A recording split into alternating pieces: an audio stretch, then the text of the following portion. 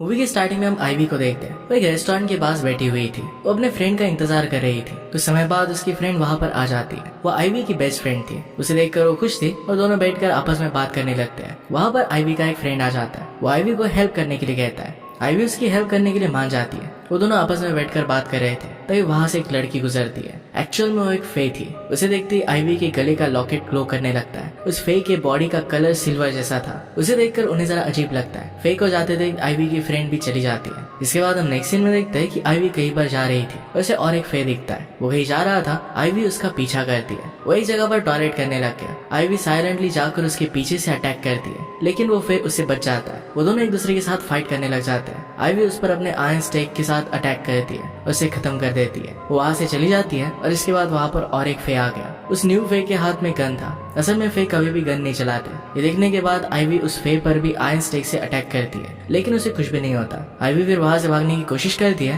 पर फे उस पर गोली चला देता है। आईवी जैसे तैसे वहाँ से निकली। उसकी हालत ठीक नहीं थी। वो अपने बिल्डिंग में आ जाती है। सीढ़ी पर घसीटते हुए ऊपर आने लग गए। उसकी हालत बहुत खराब थी और वो अपने बॉस डेविड को कॉल करती है। डेविड अपना कॉल नहीं उठाता। तभी वहाँ पर रेन और डॉक्टर हैरिस आ जाते हैं। ऐसी हालत देखकर उन्होंने उससे पूछा कि तुम्हारी ये हालत किसने की। आईवी कहती कि एक फे ने मुझ पर गोली चलाई थी। रेन उसकी मदद करने की कोशिश करता है, लेकिन आईवी कहती है कि मुझे हाथ मत लगाना। वो कह रहे थे कि फे कभी भी गन नहीं चलाते।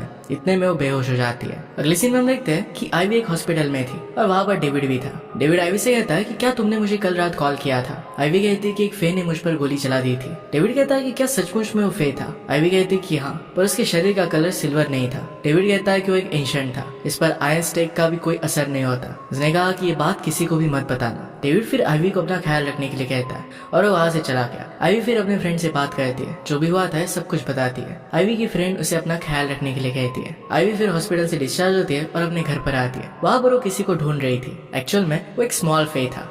उसका नाम है टिंक। वो आईवी के साथ ही रहता था। आईवी उसे बताती है कि उसके साथ क्या हुआ। टिंक कहता है कि फे तो कभी गन नहीं चलाते। आईवी ने कहा कि वो एक एंशिएंट था। आईवी टिंक से एंशिएंट के बारे में पूछने लगती है। टिंक कहता है कि मैंने एक बार एंशिएंट को देखा है, पर वो अदर वर्ल्ड में। अर्थ पर मैंने उसे कभी नहीं देखा। आईवी फिर अपने कमरे में आ जाती है और कुछ सोचने लगती है। इसके बाद आईवी रेडी होकर घर के बाहर चली गई। आईवी जा रही थी, तभी उसे अपना एक फ्रेंड मिलता है। उसने फे के बारे में उसे जो भी बताया इसका वो मजाक उड़ा रहा था। आईवी इस बात पर गुस्सा हो जाती है, उसे लात मारती है और वहाँ से वो चली गई। इसके बाद हम देखते हैं कि वो फे आईवी को फिर से दिखता है। आईवी उसका पीछा करने के लिए जाती है। तभी वहाँ पर रेन आ गया और उसे रोक लेता है। रेन आईवी से कहता है कि तुम्हारी जान मुश्किल से बची है, तुम्हें फिर से उसका पीछा नहीं करना चाहिए। आईवी उसे कहती है कि तुम अपने काम से काम रखो। रेन उसे कहता है कि मैं सब कुछ डेविड को बता दूंगा कि तुम ये सब कर रही हो। उसे घर जाने के लिए कहता है। अगले दिन आईवी अपने कॉलेज से डेविड के पास आती है। डेविड को पता चलता है कि उसके ना कहने के बावजूद भी आईवी ने रेन को फे के बारे में बताया। डेविड आईवी पर बहुत ही गुस्सा होता है। आईवी फिर वहाँ से चली जाती है और अपने घर आ गई। कुछ समय बाद वो देखती है कि रेन उसके कमरे में था। रेन को देखकर आईवी उसे लात मार देती है।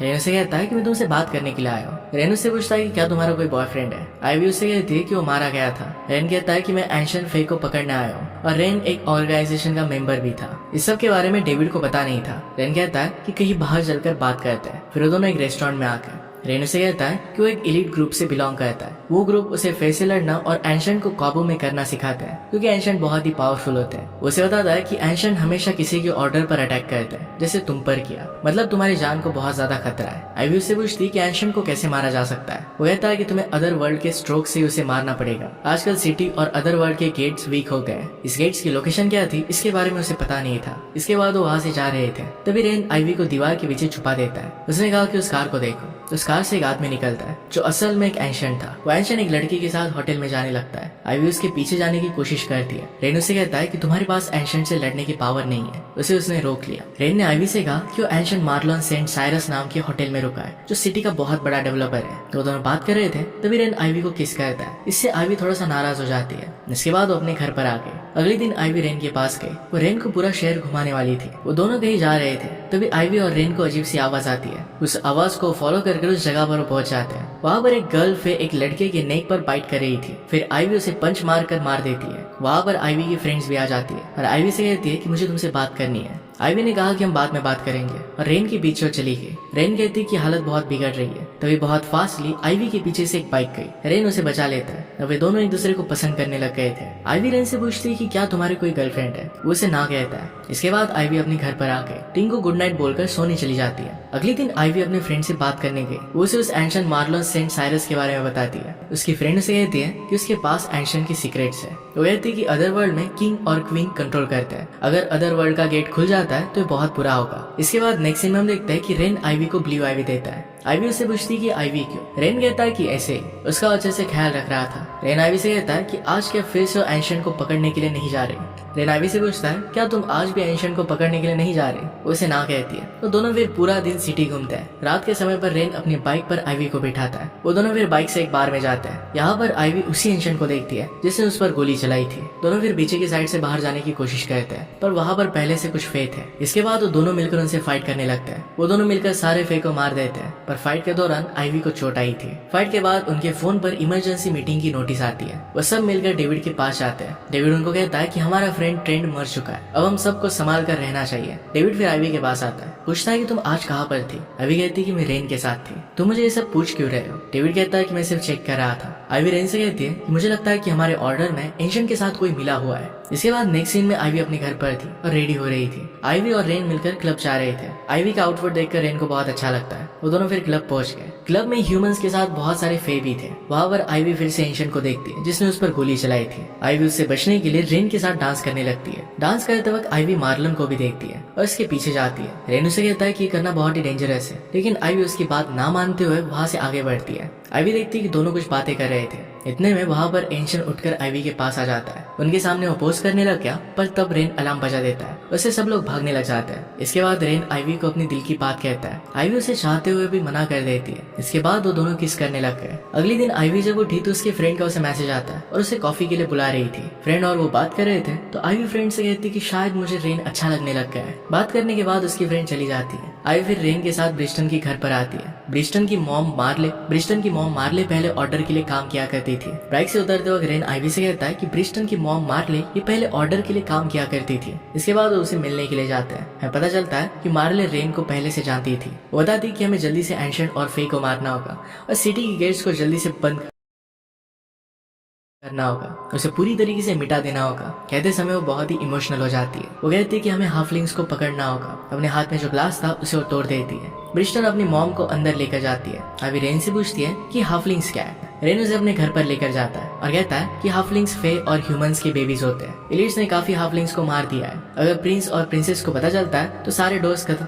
अगर प्रिंस और प्रिंसेस को ये पता चला तो सारे डोर्स खत्म हो जाएंगे। रेन उसे बताता है कि यहाँ पर वो हाफलिंग्स को ढूंढने के लिए आया है। उनसे मिलते हुए उसे मार देगा, क्योंकि हाफलिंग्स की वजह से ही एंशियंट और ऑर्डर की लड़ाई चल रही थी। रेन कहता है कि हाफलिंग्स को हम पहचान सकते हैं। वो अडॉप्टेड होता है और उसके ब्लड से बबल बनेगा। यहाँ पर आईवी भी अडॉप्टेड थी और उसके पेरेंट्स की डेथ हो गई थी, इसलिए हाफलिंग नहीं थी। शायद इसी मिसअंडरस्टैंडिंग की वजह से एंशियंट ने उस पर गोली चलाई थी। रेन उसे कहता है कि मेरा एक फ्रेंड जो बचपन से मेरे साथ था वो एक हाफलिंग था। उसने गलती से एक आयरन स्टेक को उठा लिया, इससे उसकी डेथ हो गई। हाफलिंग भी आयरन स्टेक से मर जाते हैं। आईवी फिर उसे कंसोल करती है और कहती है कि तुम इसके लिए जिम्मेदार नहीं हो। तो दोनों फिर एक दूसरे को किस करते हैं। इसके बाद आईवी अपने घर पर थी। आईवी टिंग के पास जाती है और कहती है कि अभी भी वो 2 गेट्स ओपन है। एक बहुत ही मुसीबत की बात थी। टिंग को हाफलिंग्स के बारे में पता था। उसे कहता है अगर एंशियंट का खून अदर वर्ल्ड से अंदर बहेगा तो गेट्स बंद हो जाएंगे। इसके ऑपोजिट अगर एंशियंट का खून बाहर से बहेगा तो गेट्स खुल जाएंगे। टिंग कहता है कि हमें सारे गेट्स को तबाह करना पड़ेगा और एंशियंट को मारना पड़ेगा। आईवी फिर अपने फ्रेंड के पास आ जाती है। वहाँ पर रेन भी था। रेन उसे किस कहता है। दोनों मिलकर फिर डेविड के पास जाते हैं। आईवी डेविड को सारी बात बताती है, लेकिन डेविड को भरोसा नहीं था, इसलिए वो रेन को रुकने के लिए कहता है। वो दोनों को बाहर भेज देता है। रेन ने डेविड से कहा मुझे मार्ले पर शक है। दूसरी तरफ मार्लेस आईवी को कहता है कि जहाँ ट्रेंड की मौत हुई थी वहाँ उसे रेन और आईवी के फोटो मिले थे।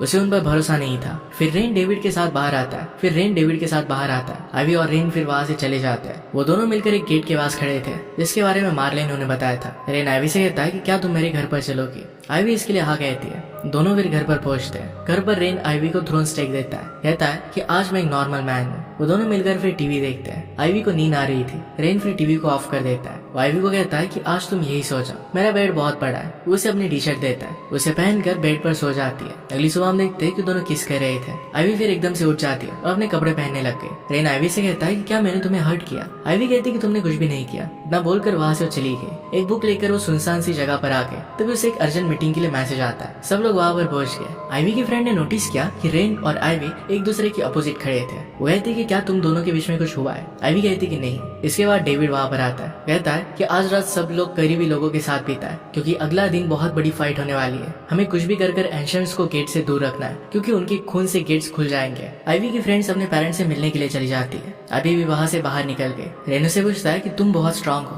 तुम ऐसे क्यों चली गई? वो कहते हैं कि तुम्हें कुछ नहीं पता। रेन कहता है कि फिर तुम्हें बताना चाहिए। आईवी कुछ बिना बोले ही फिर से अपने घर आ जाती है। रात हो गई थी। आईवी देखती है रेन उसके गेट पर खड़ा था। रेन उसे कहता है कि मुझे रीजन बता वरना मैं नहीं जाऊंगा। वो रेन को बताती है कि वो रेडी होकर गेट में लॉकेट पहनकर उसके बॉयफ्रेंड शॉन से मिलने के लिए जा रही थी। तभी उस पर फे ने अटैक किया और उसे जख्मी कर दिया। वो भागते हुए अपने घर पर आए। वो फे उनके घर पर आ गया, उसके पेरेंट्स को मार डाला। जब शॉन उसे ढूंढते हुए आया तब उसे भी उसने मार दिया। आईवी कहती कि ये सब मेरी वजह से हुआ है। रेन कहता है कि मेरा भी बेस्ट फ्रेंड मर गया था लेकिन मैंने हिम्मत रखी। आईवी कहती है कि मैं तुम्हें भी नहीं खो सकती। रेन कहता है कि कल कुछ भी हो सकता है इसलिए आज का समय अच्छे से बिताओ। रेन फिर आईवी को किस कर लेता है और दोनों इंटीमेट हो जाते हैं।